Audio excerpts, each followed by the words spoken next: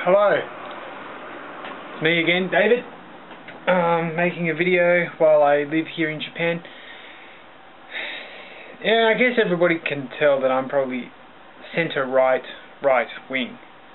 That is, I believe in the freedom of people, trade, minimal government, economic prosperity for those that want it, and capitalist economy that is democratic.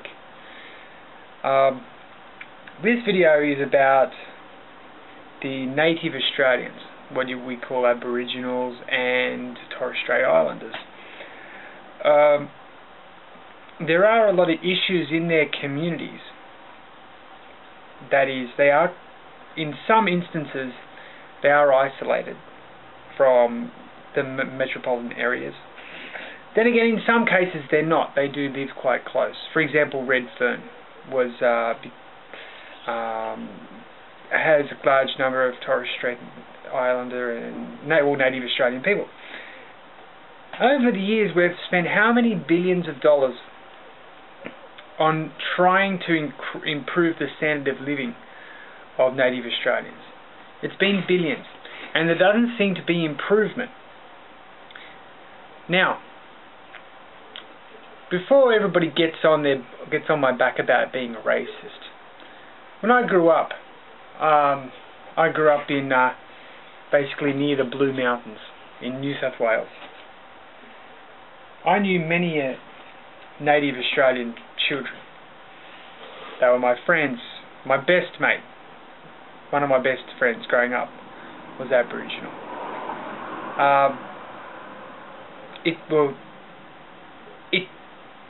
I don't see colour as a deterrent to success. We've recently seen the President of the United States, who is what we term an African American. That is, his father was actually a real African from Kenya. He went on and became the President of the United States.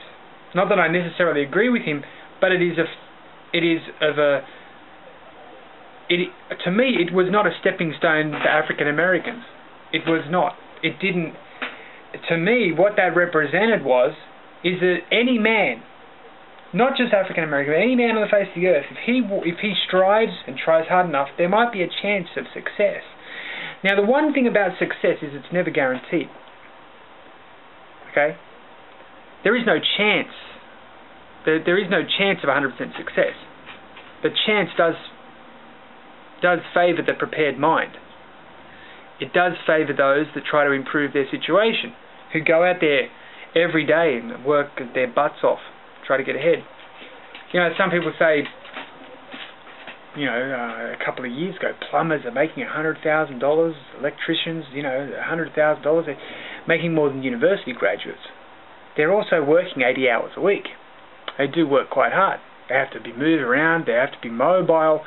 They have to deal with a lot of customer complaints and issues that maybe don't make any sense to them with the kind of language that is used.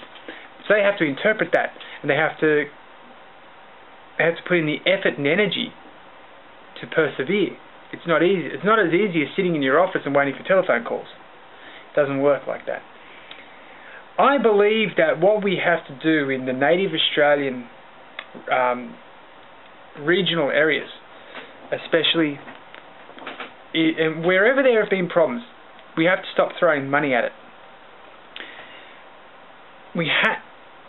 Everybody, and when I say we, I mean everybody who is an Australian citizen, and even those who are not Australian citizens but have experience in trying to improve their local community. Really good example is the Compton cricketers. Now, all of them make a vow to not sell drugs, not to take drugs, to stay clean, and to try to improve their community.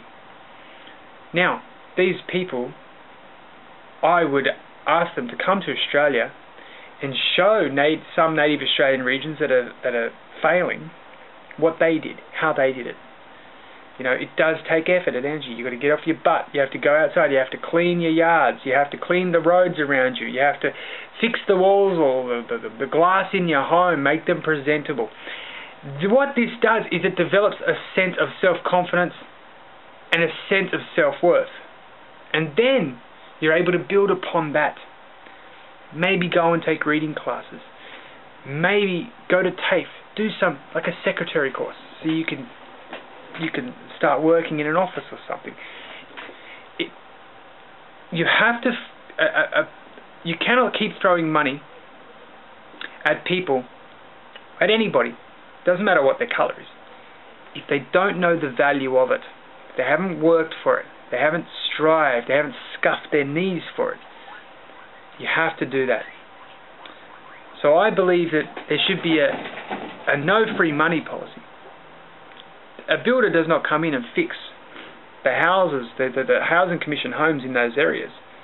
The local community must do it as a community, because then they will begin to learn exactly what they're worth. Now, another thing is the big sorry that was said. It hasn't made everything magically work overnight. It did nothing. I was against the apology because I believe that if a Prime Minister of a nation apologises, he's apologising on also behalf of me. I didn't vote for Kevin Rudd. I never would have voted for Kevin Rudd.